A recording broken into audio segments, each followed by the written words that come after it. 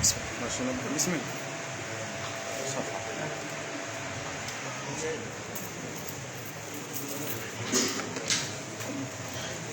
أعوذ بالله من الشيطان الرجيم.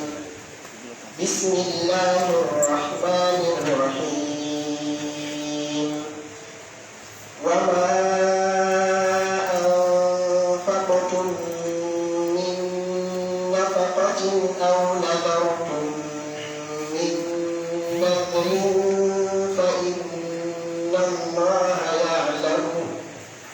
وما للظالمين من أنصار. إن تبدوا الصدقات فنعما هي وإن تخفوها وتؤتوها الفقراء فهو خير لكم ويكفر عنكم من سيئاتكم والله بما تعملون خبير. ليس عليك هداهم ولكن الله يهدي من يشاء. وما تنفقوا من خير فلأنفسكم وما تنفقون إلا ابتغاء وجه الله وما تنفقوا من خير يوفى إليكم وأنتم لا تظلمون. للفقراء الذين أحصروا في سبيل الله لا يستطيعون ضربا في الأرض يحسبهم الجاهل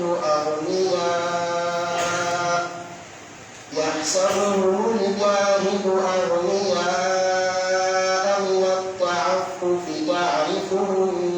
بسيماهم لا يسألون الناس إلحافا. وما تنفقوا من خير فإن الله به عليم. الذين ينفقون أموالهم بالليل والنهار سرا وعلانية فلهم أجرهم عند ربهم ولا خوف عليهم ولا هم يحزنون. بارك الله فيك. شكرا لك.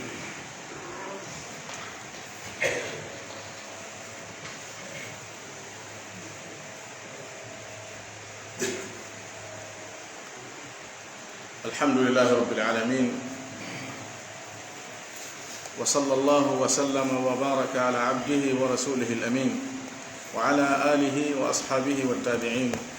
اللهم لا علم لنا إلا ما علمتنا إنك أنت العليم الحكيم. اللهم علمنا ما ينفعنا وانفعنا بما علمتنا وزدنا علما. رب اشرح لي صدري ويسر لي أمري واحلل عقدة من لساني يفقه قولي. اللهم إنا نسألك أن تجعل علمنا حجة لنا لا علينا ونسألك اللهم أن ترزقنا الإخلاص في القول والعمل. نيتي الله سبحانه وتعالى إذن جرنمو إذن ويلتنومو إدو دندنانغل نيماجي مكو إمو إليجي مكو إبور مكو إتدل مكو إيرمي مكو كوادي ميلين. إذن سيدو كانكو تون الله ونكوهانا ريبيدي. إذن سيدو محمد صلى الله عليه وسلم كجيال الله كنلا مكو يالله جولو مكو جولا إنغوري مكو نفو جولا إصحابة مكو نفو جولا إكالا جوكو دولا والمكو نقول هنجلان دانغال. اللهم آمين. ها هنجرين جوكا دو آية جميلة نوكا سورة البقرة لأنه يوتين في جودين آية جدين نيوتين في نياوجة جودين ɗum hino udditirana en yewtugol ɗen fi okkitirgol ngol ɓa ko jawdi ndi woni ko woni ko ɓuri e feeñude ko hakkille ɗen adoto yahude e muɗum si wiyama okkitirgol si wiyama sadaka ko jawdi ndin hakkille ɗen atoto yahude e muɗum hay fi nususji ɗin no holli wondema wona jawdi ndin toni ko okkitirte idan ɗe ayeje ɗo no yewta en fi sadaqaji ɗin fi ñawoje ndi jawdi ko honto ndi hana waɗede ko honno ndi hana warrede e ko honno woni ko ndi hana woɗɗinede e nder ka waɗugol none no waɗirte non e ɓaawo o tigi o waɗude Allah subhanahu wa ta'ala o holli en ka jumlande wondema jawdi ni ko hanuɗa kon koya heɓu e nder jawdi maɗa ɗin geɓal ko Allah okkuma kon ko heɓu e nder ndin ɗon geɓal ko ƴettuɗa okkitirɗa hara kadi fokkitande maɗa nden huccitande maɗa nden ka okkitirgol ɓorande maɗa nden ko fi ɗaɓɓugol wela e Allah on e joddi makko ni kanko subhanahu wa ta'ala ɓawti ɗum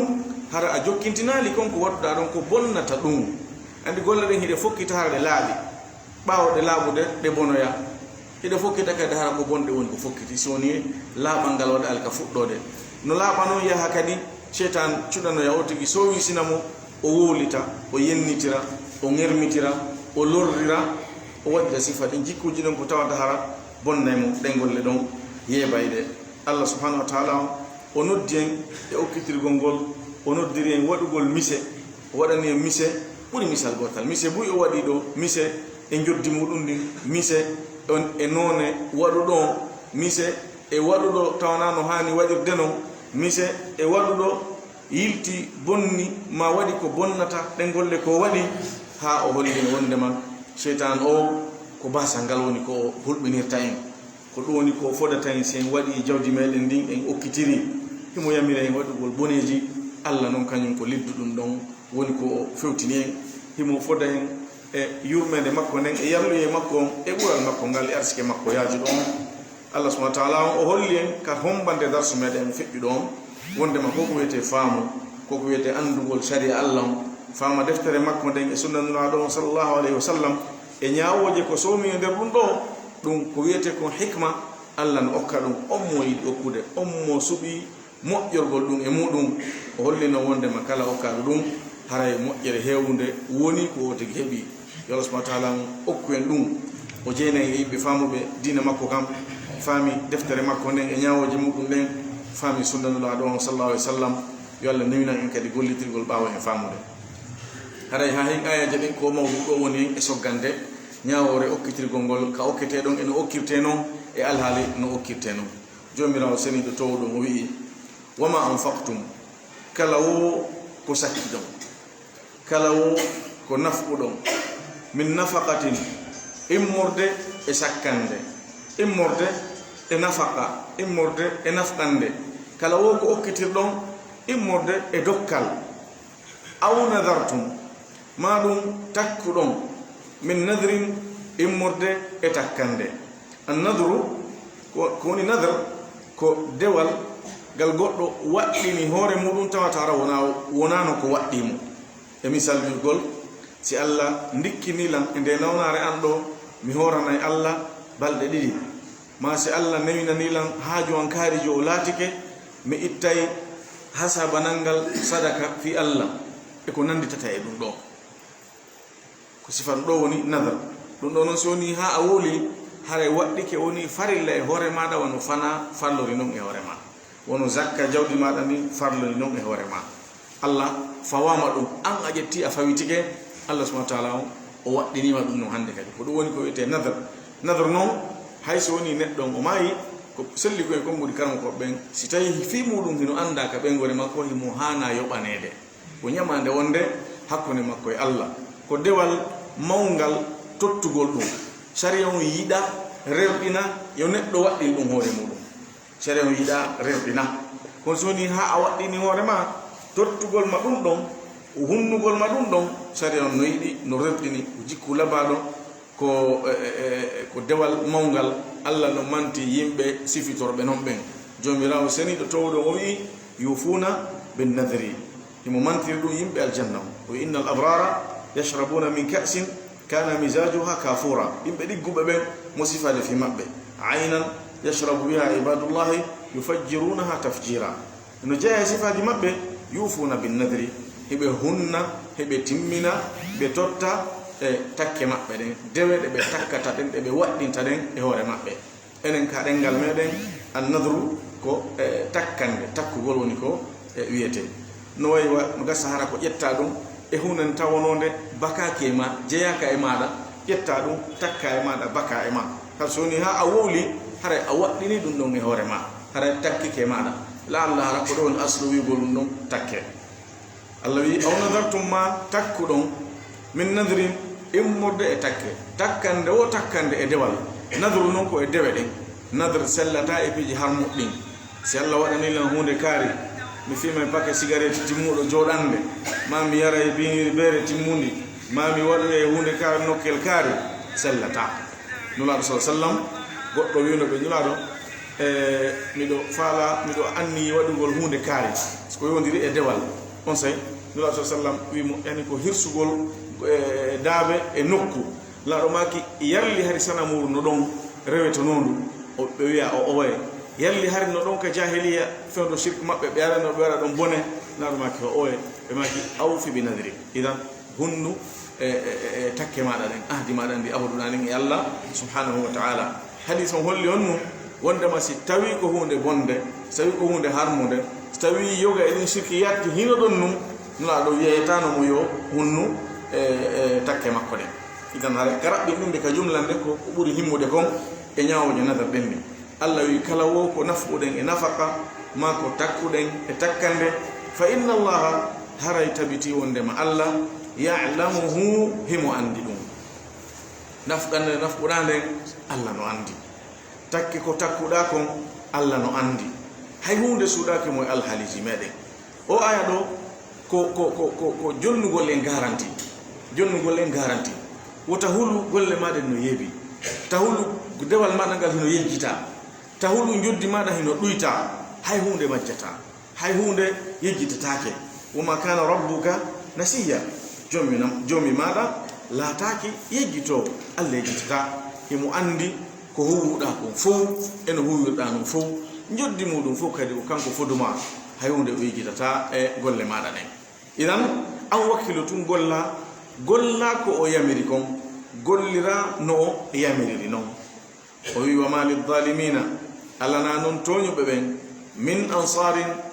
hay goto e walloɓe alana toñuɓe ɓen hay goto ko hino walla ɓe ko hino danda ɓe ko hino yilta e maɓɓe lebte allah ɗen e tikkere makko nden ma ko hino itta e maɓɓe si woni hewtiɓe ɓe ala hay goto kadi ko hino ɗuytana ɓe ɗiɗo fof si allah fewtini lebte mum ɗen e maɓɓe kamɓe toñoɓɓen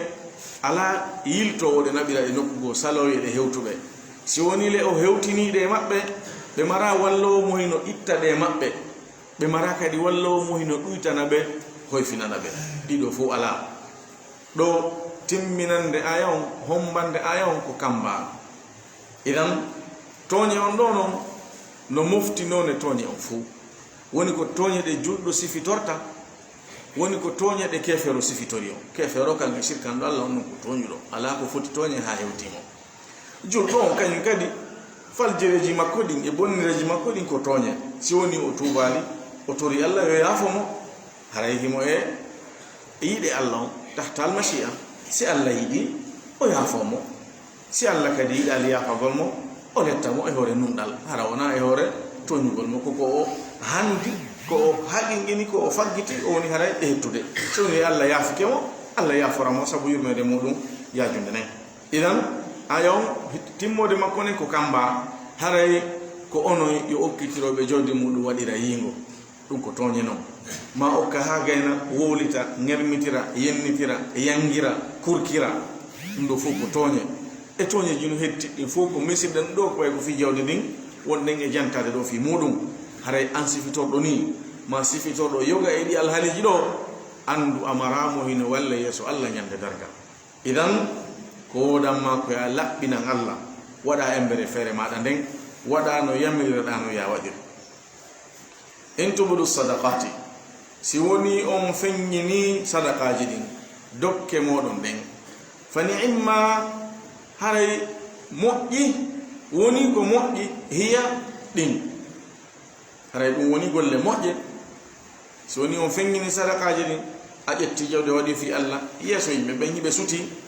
hare ko golle moƴƴe woni ko waɗɗa aslon e julɗo koya joganomo piji ɗin ko feñamma kon ko wondere ga kon tertoɗa ɗum e Allah humpiti ɗon ka wirni ton an anda neɗɗo ta ƴettu jawdi muɗum e kene okkitira wiya a ko yi'inagol a ko ɓa yimɓe ɓenno ɗon eci dalilu a seki ɓerde makko nden a ndaari accudu ton e Allah wi e musa ƴetti jawdi ɗin a fengini a okkitiri a waɗi ko moƴƴi woni ko moƴƴi fa ni'ma hiya woni ko moƴƴi ɗin ɓen dokke ɗon ɗi sadakaji ɗon wa in tuhfuha si woni non on suuɗiɗi wa tu'tuha on jonniɗi kañum sadakaji ɗin kañum dokke ɗen alfuqara a wasuɓe ɓen ha ton jimɓe ɓen hanaɓe jonnede ɓen fa huwa haray woni ɗum ɗon hayrun moƴƴere lakum wonande on yani okkitirgol ngol ayan ɗo woɓɓe no wi'i tele maka zakka ko waɗɗi kon e jawdi ɗin ko ɓuri moƴƴude kon koya feññi sabu taw ko sha'ira min sha'iri din ko mandeji inno hani feñude ɓe ko ɓuri moƴƴude kon koya feññi amma ka sadakatu tatawwu sunna on ko kitirta kon harana e zakka maɗa on ko ɓuri moƴƴude kon koya suudu ɓe wi o aya ɗo ko ɗon woni e arde ko fi ɗum ɗo woni e wolude woɓɓe wi aya on no mofti sadaqa alwajiba wa sadaqa almasnuna zakka on wo sunna on wo aya on no mofti fof ko selli kon aya on no mofti fof so ni a waɗi sadaka maɗa on woni ko waɗɗi ɗon woni ko mo yiɗanoɗa ya waɗo on a feññini haray no moƴƴi ko waɗɗa kon yo taw tun ko fi Allah woni ko waɗirɗa fanunde nde fanɗa nden ko moƴƴere ko fi Allah woni ko waɗirɗa ma haran o woodi goɗɗo ngo ko fawti ɗon sabu maslaha ko wiyete ko maslaha rajiha e joni misal hara yimɓe wonaɓe wurdere ɓen ittugol zakka on fanɗi e maɓɓe ka wurnutugol ɗum ɗon hanaka yondinorede yamirgol ngol tun e wajagol ngol tun e noddugol no hana feññinede an itto zakka on no tawa e da'awa mo waɗata telen ɗon so woni ɗen golle ɗon jama on ruɗike muɗum yaltina zakka ma ɗon waɗa jahra tan sendugol mo fiyo jama on andu ɗum ɗo ɗo ko hana ɗum waɗede o min ɓura o faalede mbuuɗi min ɓura o yiɗde jawdi bal woɓɓe maɓɓe haran ɗon hiɓe ɓurma moyen kono an hiɗa waɗude la Allah ɗum huɓɓina ɓerɗe maɓɓe ɗen memmina ɗe artiraɓe Allah subhanahu wa ta'ala ɓe itta kamɓe kadi zakka maɓɓe on sifa ɗin alhaaliji ɗon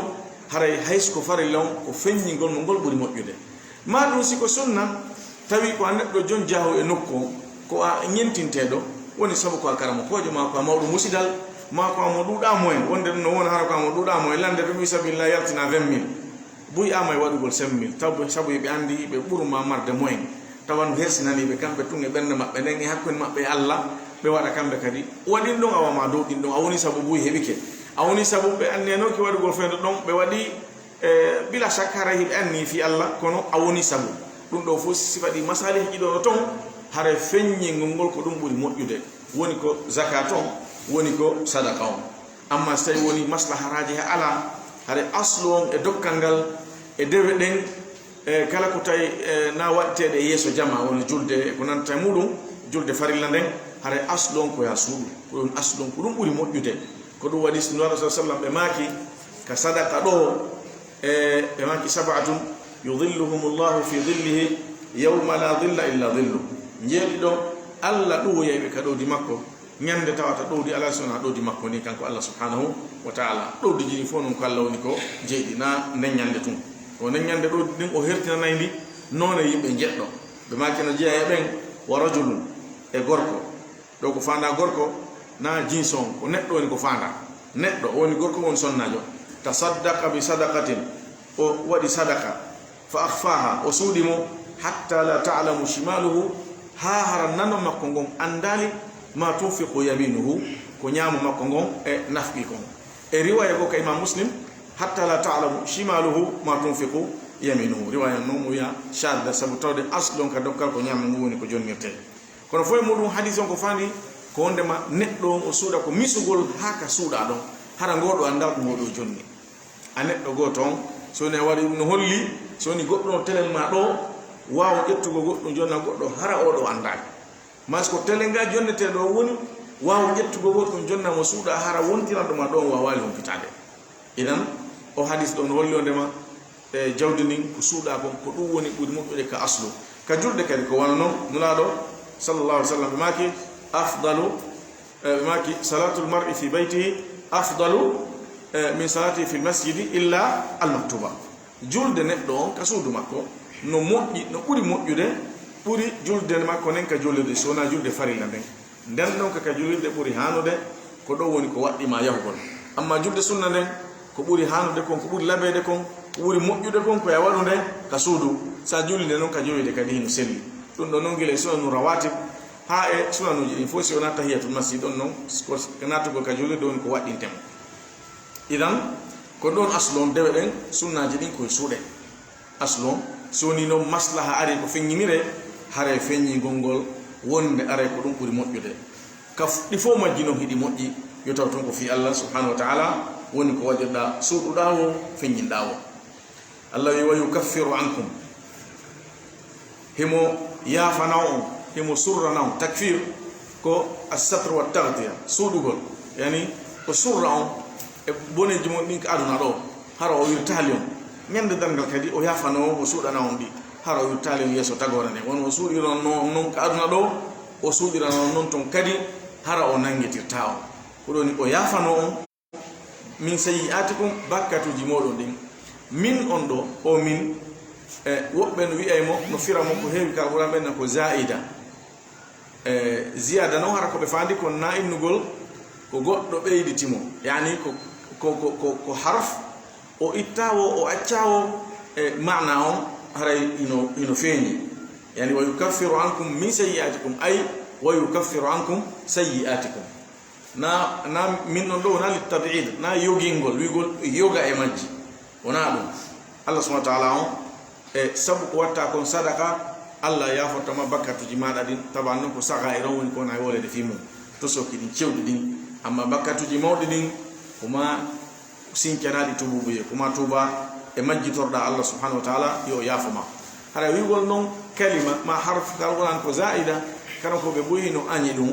sabu laɓɓingol alquran on e wiyede goɗɗum no ɓeyditi ton ma ko ala nafa hino nder ton ma ko ala nafa hino nder ton ɓe innayi ɗum ɗum hana ka wolede kono ɗon ɓuri moƴƴude ko woɗɗitagol wolugol ɗum pijigono ga ko jantorten neɗɗo no janga e deftere tafsir o yiya ɗum ton wonde jiɓamo sabu ɗum aɗa wiyo ɓen ko zaida na wigol ko goɗɗo ɓeydi ɗum ɗo lombi nder ton ko wigol wonde ma min haythu lugha ka ɗengal mu on yani harfo ma kalima on o waɗawo o ittawo mana fandaɗo on yaltitay feeñay idan haray on moɗon ɓenna ko ɓeyditiɗo wa illa harf hay e goto ala ɓeytiɗo e alqur'ana on goɗɗo wata ɓeydude Allah subhanahu wa ta'ala mo ƴetti garanti renugol alqur'ana on la ya'tihi al-batilu min bayni yadayhi wala min khalfihi tanzilu min hakimin hamid inna nahnu nazzalna dhikra wa inna lahu lahafidun aya jeɗen hino timmi e hoore ɗum hino laɓɓini wa yukaffiru o kalima ɗo himo janga no windur ɗo ni bil ya'i wa arrafa wa yukaffiru himo janga kadi wa nukaffiru bin nun ma'a arraf'i himo janga kadi wa nukaffir bil jazm amma ka jazm hare ko jawab ash-shart in tubdu sadaqat jawab sharton yujzam si on waɗi ɗum o yafanton bakkatuji moɗon ɗin donc tawji qira'atul jazmi on noon amma min haythu nun wal ya nun on ko nunul azama min yafanton wa nukaffiru ankum min yafanton min sayyi'atikum bakkatuji moɗon ɗin wa yukaffiru on o yafanton hombo kanko Allah subhanahu wa ta'ala woɓɓe firi on ɗon bakkugol mo e ikhfa on yani suuɗugol ngol sadaka on yani sadaka on montanay on yani o wona sabu montane ɗon na sadaka on tigi ko yafantama kono o wona sabu ha Allah yafanoma bakkatuji maɗa ɗin ɗiɗo qiɗaji tati joli ɗo ko selli kon ɓirago ton shadda wa tukaffiru ankum min sayyi'atikum on ɗon ay tawjihan imo adda ka defte tafsir tawjihan hare ko sadaka on woni ko fana yani sadakati jitin ko sabu ɗon ta'ni fawni ko addira wiɗa non on ɗon ko shadda ko tabiti kon ko alqira'atu bil ya'i ma'a alqira'ati bin nuni ma'a ar-raf'i wa al-jazm Allah wallahu Allahu bima ta'maluna wonande ko golloton kon khabirun ko o humpitiɗo o aya ɗo hommande makko nden no mofti fodore no mofti kamba Allah no humpiti golle maɗa ɗen si woni a moƴƴini moƴƴere no wodanma ta hunde anine ɗum hino mara no winda hino habbima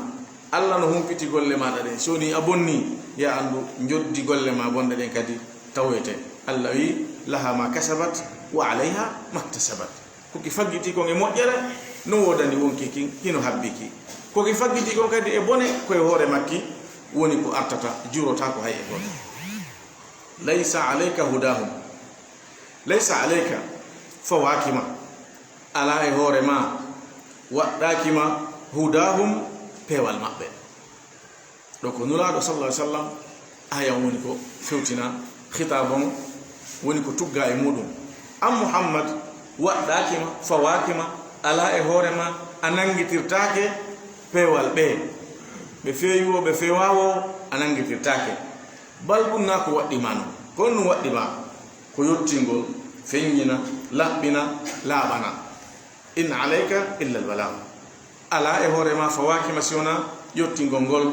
wama ala rasuli illa albalagu lmubin wama ala rasulina illa albalagu lmubin aya jeɗen no ari e ɗum ko yoni ket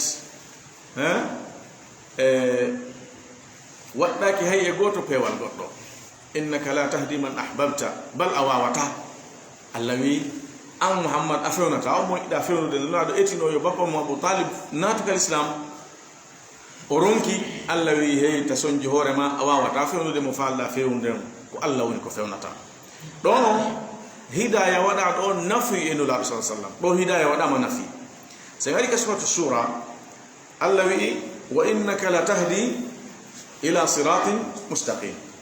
tabiti wondema an muhammad sallallahu alaihi wasallam wallahi hida fewna e lawol fewngol Allah wi aya go ka suratu ra'd wa li kulli qaumin had hino wodani kala jama kala yimɓe fewno woɓe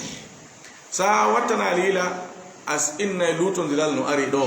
ɗon pewal ngal ittama e nulaɗo ɗanlaɗo wiyama hino fewna bal wiyama jama be hino mari e fewnowo ɗum hay ɗo lutodiral ala ko tabbintinaɗa ko wona ɗon ko riwaɗa pewal ko noone ɗiɗi hidayatu tawfiq wa hidayatu al irshad amma hidayatu tawfiq hidaya hawrindingol ñinna neɗɗo e muɗum taga gomɗinal ngal ka ɓernde waɗande ton ɗum ɗo ko Allah toni ko wodani ko o hidaya ɗo ni ko riwa e nulaɗo sa sallam riwa e meɗen en fuu hay goto meɗen wawata ɗum ɗon ko etiɗa o ko etiɗa komo Allah waɗani ɗum ɗon on tun heɓata ɗum amma tabintinana ɗon nulaɗo sa sallam wi'a ɗon wali kulli qawmin had ay noddowoɓe tindinaɓe hollaɓe laawol jokkitego ngol pewal heɓo ɗum kadi ko fewnugol kono fewnugol haqiqa on ka tigi tigi ko Allah woni ko wodani goɗɗo go wawata ɗum goɗɗo kadi nangitirtake fi ɗum heɓaki e goɗɗo ko ɗum Allah wi ɗo laysa alayka fawakima ala e hoore maɗa hudahum pewal ɓengal walakinna allaha kono ko woni Allah yahdihi mo fewna man yasha'u on mo o yiɗani pewal on mo yiɗi fewnugol sabu tippagol o aya ɗo ano kanko ɓe yewtirino e nulaɗo sallallahu alayhi wa sallam ɓe wi wonde maɓɓe haɗuno e yo sadakaji ɗin jonne ɓe wona ɓen julɓe fi yeɗum woni sabu ɓe nata kal islam Allah addi ayan wi pewal maɓɓe fawakima tetto jama o tokkodira enɗam jonnugol mo wona juɗɗo sadaka wona ella saban kanko ɓe no fottanode ma zakka farilla on kefero jonnatake mo si wona on tanƴinaɗo nata ka dina si ɗum waɗama sifat ɗo maslaha sifona ɗum amma sadaka on enɗam ma masalan wona o juɗɗo ma kawtal ma wona o juɗɗo ya moƴƴo e makko nato haɗa Allah wi la yanhakum llahu an alladina lam yuqatilukum fi ddini wa lam yukhrijukum min diyarikum Allah haɗali on nde Allah haɗali on e ɓen ɓe haɓali on e fi dina moɗon kan sabu dina moɗon kan ɓe yaltinali on e galleji moɗon ɗin an tabarruhum wa tuksitu ilayhim nde moƴƴotoɗon e maɓɓe numɗon hakkunde moɗon e maɓɓe Allah haɗali on oti woni mushrik o woni kafir o woni yahudi o woni nasrani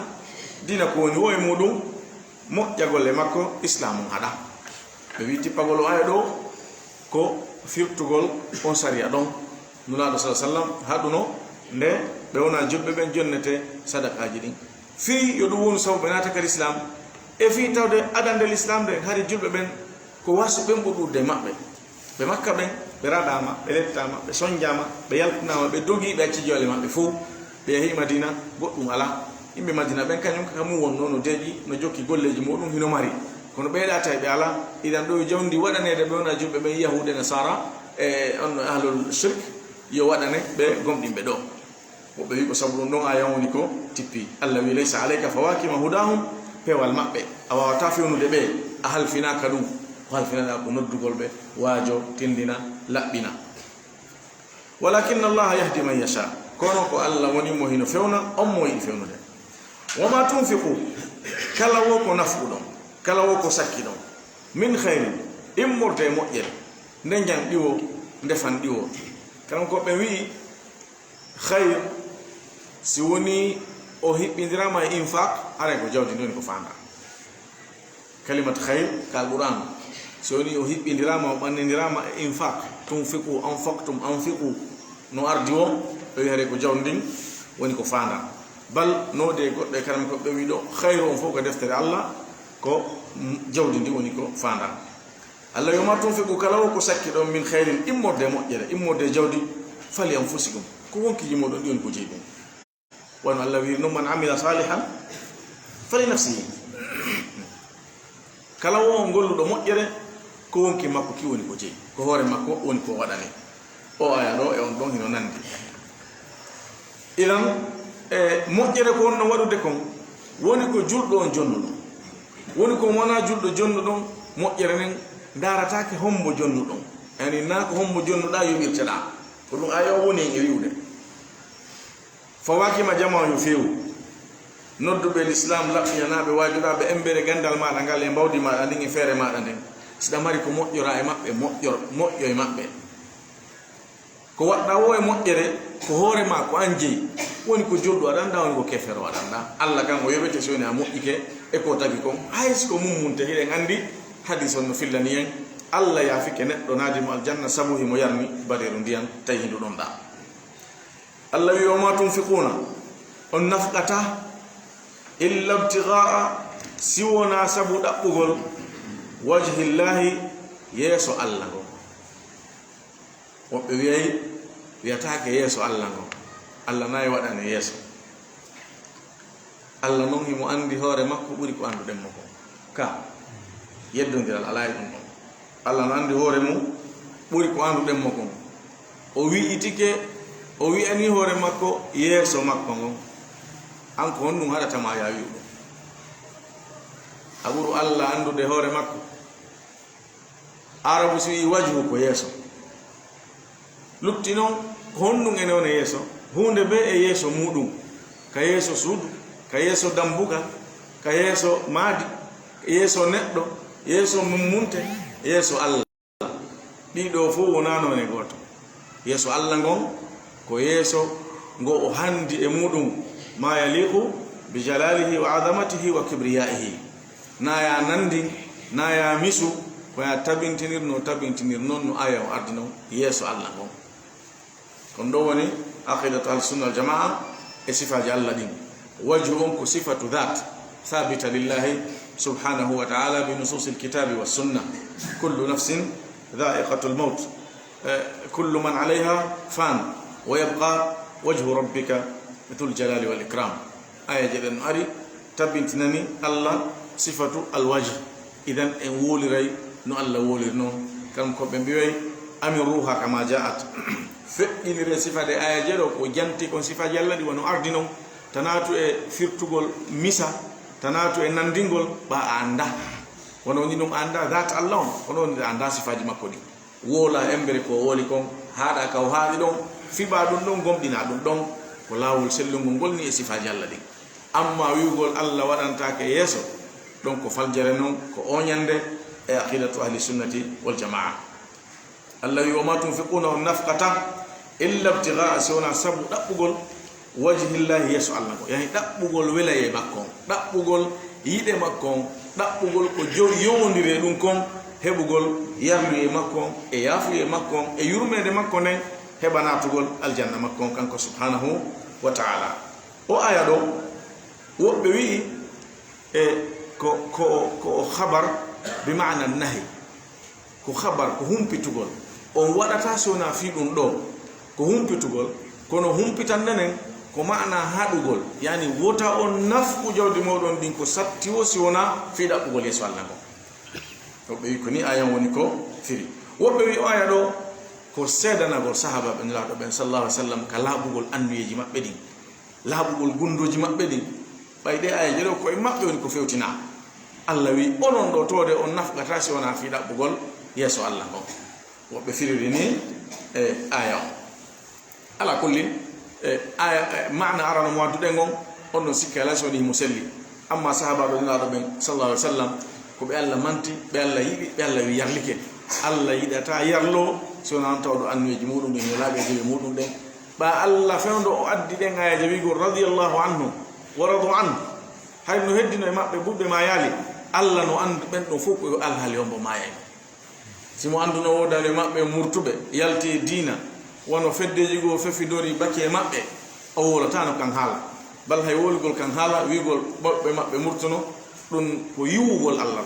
ɗum ko wi ɗum no mofti wigol Allah andano timmode ɓeɗe ɗum konno wata ko sabu ɗum o wiyani o welamaɓe o weltoriɓe. idan kongo ɗin ɗi selli ɗiɗi non ayon no moftidi ko ɗum ɗo woni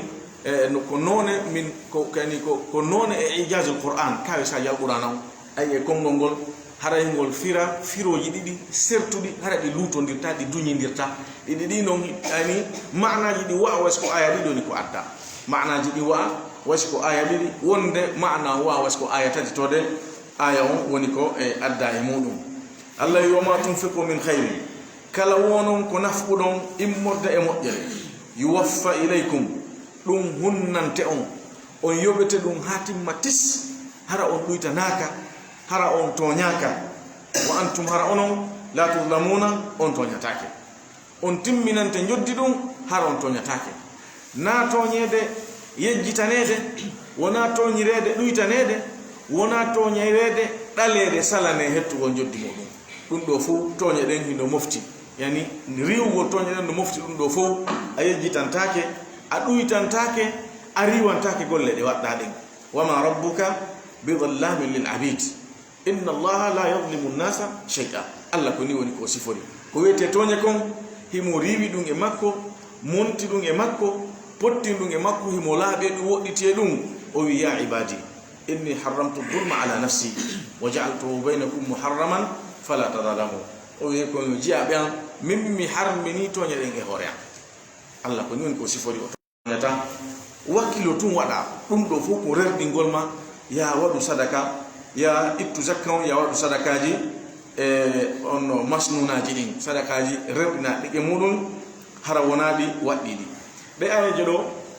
wono jantorɗen noon e sababu nuzul mo janɗen on nane no joli hadith selluɗo e waɗɗo ka sahihen nulaɗo sallallahu alaihi wasallam ɓe maaki neɗɗo wiwno hande mi ittay sadaka ka jemma, o yaltide ko anni okkitirgol kon, o hawre goɗɗo o jonnimo sonnajo, tawi jaka on sonnajo ko jeenowo, weeti bimbi jama on wowli ni aw hanki ko jeenowo jonna sadaka on. o wi alhamdulillah sadaka on hawri e jeenowo. o wi kadi hande o jamma ɗo mi ittay sadaka, o ƴetti sadaka on o yaltide muɗum, o jonnimo hawri e muɗum, ɗum hawri e aden galo marɗo jawdi. weeti bimbi jama wowli awa ko galo woni ko jonna hanki sadaka on. o wi alhamdulillah sadaka on hawri e neɗɗo alɗuɗo. o wi kadi jamma ɗo mi ittay sadaka, o ƴetti sadaka on o yaltide muɗum, o okkitiri, o hawri e neɗɗo gujjo ujjowo andiraɗo nguyka e bimbi muɗum wowla. aware sadaka on ko gujjo wonno ko hawri e muɗum. o wi alhamdulillah hawri e jeenowo, hawri e galo, hawri e gujjo. ka hadis naɗo maki sallallahu alaihi wasallam on say goɗɗo aro e makko laalla hara ko malaikajo Allah imminanimo, ma hara ko annabajo fewndinoɗo saye maɓɓe on. almuhim ɓe maki fa utiya goɗɗo ari e makko wimo waɗi kon taw sadaka maɗa on jaɓama ɗi tati noon Allah subhanahu wa ta'ala o jaɓiɗi ɓe wi amma arano on jeenowo on la Allah e sadaka maɗa on ko jonɗama kon wona sabu o alɗira ɗum ɗon o haɗito e jeenugol ngol o nefino e ɗum ni tawi ko sabu heɓugol goɗɗum num o wonno e jeenirde omo ƴedde ni jawdi ɗon o gollitira ɗum ɗon o duncitoran ɗon Allah waɗa barke e muɗum o wurat ɗon o yondinoran ɗon o nefino e waɗugol bone on fi heɓugol goɗɗum e muɗum amma gala on no wawi wonde ɗum wona sabu kanka ɗo o wajito o hinna enele o jawdi ɗum no okkitire ƴaka hara fi waɗal neɗɗo on ɗum perdintamo bonnatamo haaju kankadi ɗum wona sabu o wona okkowo wande kadi ɗo e yesso amma wujjowo on o wi'a ɗum ino wona sabu o alɗira ndi jawdi ɗon wono yewtirɗen noon ka jeenowo on ɗum wona sabu o haɗito e wujjugol ngol o acca guyka kan idan non sa sallam janti o hadis ɗon karam koɓɓen no fillo on hadis ɗon firiramo o aya ɗo hollugol wondema jawdi ni sadaka on laɓɓinan tun Allah subhanahu wa ta'ala waɗira fi makko hara waɗirali fi yo yi'e ma fi yo mane ta tefu ɗaɓɓugol monɗa jonnude wonno sifori mo tabiti ki julde jama o yahay ka dars o horay tan e alkamisa ta tefu ɗaɓɓugol ittiri pewal makko sa tawi tun ko neɗɗo ha toon jinɗo jonnumo hay si woni wona julɗo sadaka ma ɗon Allah wi ko jaɓaɗo o wiwa woma tunfiqu min khairin fali anfusikum o hombiri ayaw woma tunfiqu min khairin yuwaffa ilaykum woni ko woɗa jonnuɗa woni ko woɗa jonnuɗa woni ko woɗa hawri muɗum waɗi tun no wi'iraɗa noon ya warru jonno Allah no jantanade en ko homɓe woni ko hana hen ɓuri handude hendagon ndi jawdi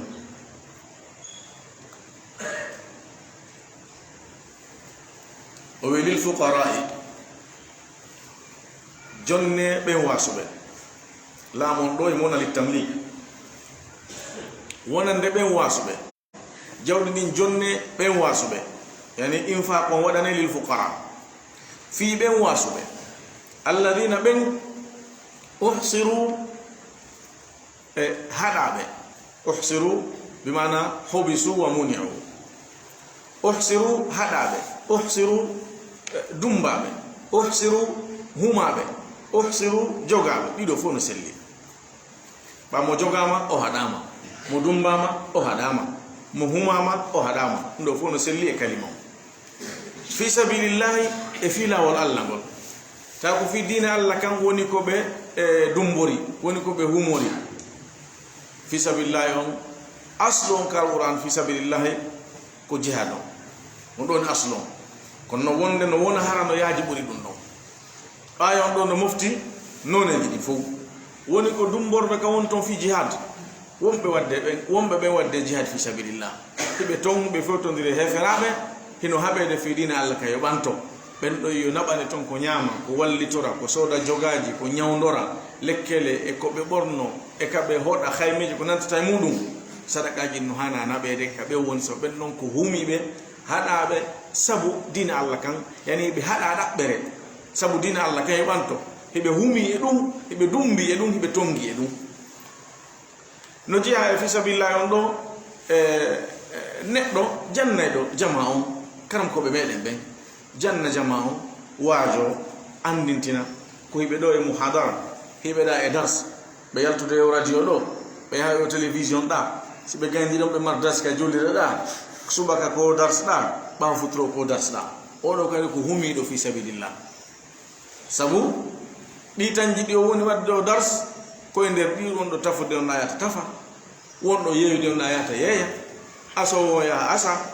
mo ɓe koye nder ɗi tan ɗiɗi ɗo won ɗaɓɓude nguure muɗum on si fof jokkiɗe golle ɗon haray ala waɗowo ɗen golle ɗon on jannugol waajo annitina jama on ɗon idan taƴiɗo e ɗen golle ɗon hilniɗo ɗen golle ɗon on no jeeya eɓe wiyaɓe ɗo uhsiru fi sabilillah ɗum ɗo ko mise tu wonɗen e waɗude Allah wi lil fuqara'i wonande ɓen wasuɓe alladina ɓen uhsiru dumbiɓe humiɓe haɗaɓe fi sabilillahi sabu lawol Allah ngol ma ɗum e lawol Allah ngol humiɓe e ɗum ma haɗaɓe sabu ɗum no oti addiri oɗo hino selli o sifi ɓe o wi la yastati'una ɓe wawata darban piyande fil ardi kalidi addarbu fil ardi huwa safar seteyagal setagol darban setagol fil ardi kalidi alla wi wa idha darabtum fil ardi siwli on yahi kalidi on setike falaysa alaykum junahun an taqsuru min as-salah o wi ayago alima an sayakunu minkum marda wa akharuna yadribuna fil ardi yabtaghuna min fadlillah setayagal ad-darbu fil ardi ko setagol kalengal arabu ko dum do ni ko firi aya jal qur'an en kadi ardi dum sabu mudum be wi'ani setato do piyo kaledi ko sabu siko seppo teppe makko en piyelendi siko waddi do mbadda teri makko nin tappalendi o yaha hande do siko on do yarude e auto on kadi pineje den be memundira e lendi non en fo mudum ko gotum idan fo mudum ko piyande kaledi setayagal ka horledi Allah wi ben don tongibe fi dina Allah kan humi be dum be wawata setayaga ka leedi be ala tammudum hibe hilni golle go wono de golle de jantiden da o yahsabuhum hino sikkabe o kalima do no jangabe fathi sin wa bi kasri sin alquran on kawari ton fu dido giraji di hino makko yahsibu woni ko yahsabuhum sifado yahsibuhum woni ko tahsabuhum shatta tahsabuhum jami'an wa qulubuhum shatta tahsibuhum jami'an wa qulubuhum shatta yahsabu anna malahu akhlada yahsibu anna malahu akhlada kawatun fuka alquran mujangira none dino maana majjon kadi ko gotum ko arabu be go woli do none da wobbe woli do none da alquran on ari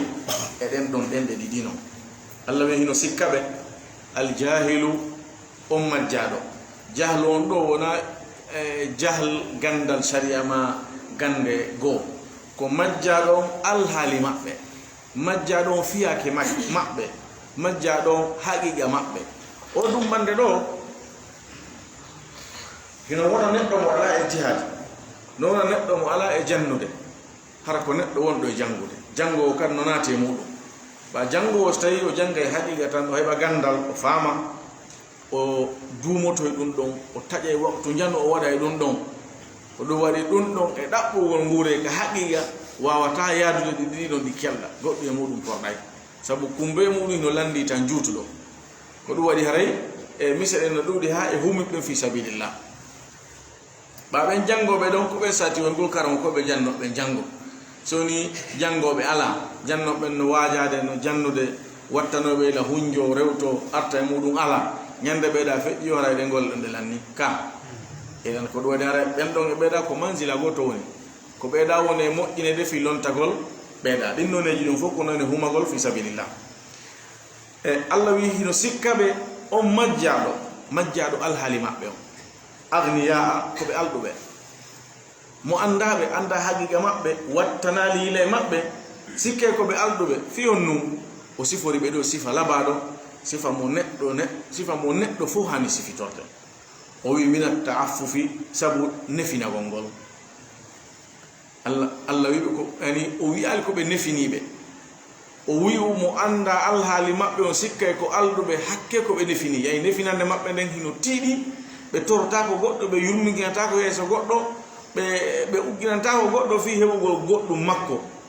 sa anda non an habbike ko tuma be ari be torima ko tuma be ari be soyindire juude yeso ma be uggini si yani si jonnabe sadaka ma zakama hare an on ne bay don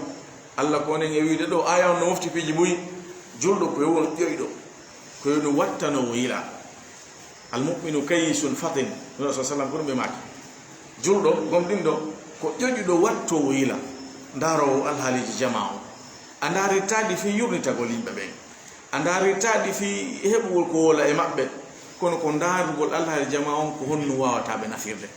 ko do wadi hare telem makka majal maada ka domel maada ka Allah yanyira maadon telen don da hani wattu go ila e tagore Allah den siko gandal wattu le jama'u kono o jama'a do buri hato nyinde jangol tafsir tauhid lugha arabiyya ko fiqh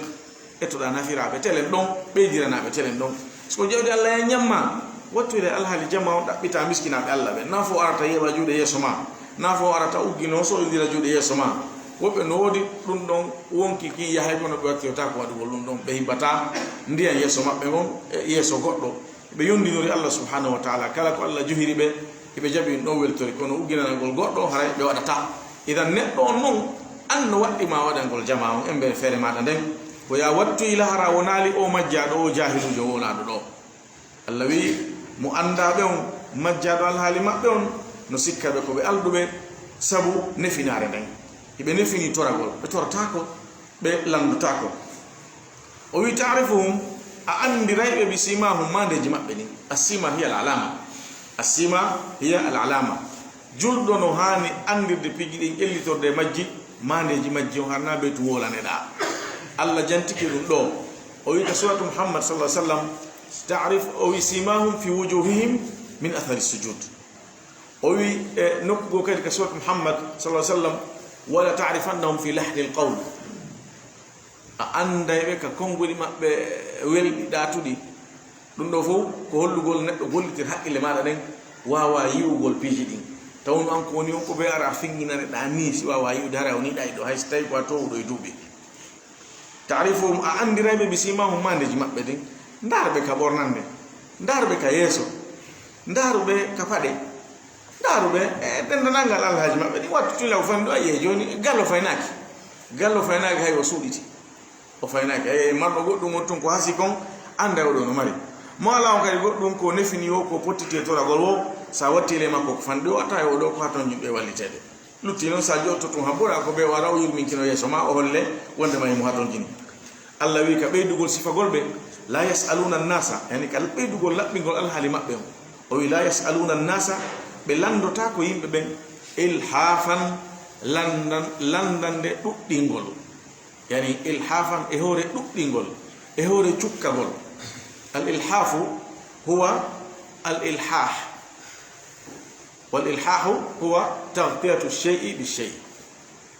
sajatti do goddum abumi do be nay alhafahu bi hada ash-shay' yani o suddiri mo dum do Allah no riwi e mabbe do tora gongol o e kongol karam ko be go be wi o riwiri dum riwugol duddingol yani be torata ko tode sakko na be duddina mabbe ron ka duddinde la yasaluna an-nasa belandota ko yimbe ben ilhafan e hore duddingol e hore cukkagol dumo e mudum wobbe wi ko landagol duddidangol woni ko riwa e mabbe si woni be landoto ko landal yani yiru haaju na wadugol dum métier mum mo yiwo awara do fendo kadi wallahu musta'an al haliji din no metti sifade